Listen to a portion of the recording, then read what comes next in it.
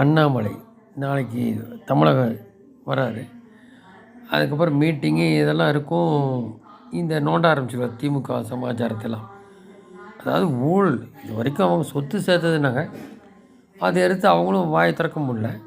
இனி ஊழல் எடுத்துருவார் கையில். அது அறிவார்ந்த படித்த இந்த மாதிரி ஒரு தமிழர் வேறு யாரையும் சொல்லுங்கள் பார்க்கலாம்.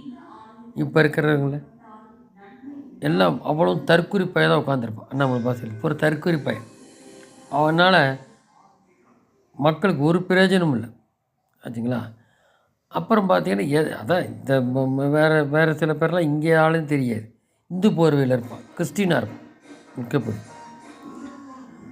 அதனால் அறிவார்ந்த செயல்பட்டு இந்த திராவிடங்களை ஒழிக்கிற ஒரே தலைவர் அண்ணாமலை. இனி தமிழகம் அலரும் நாளை முதல்.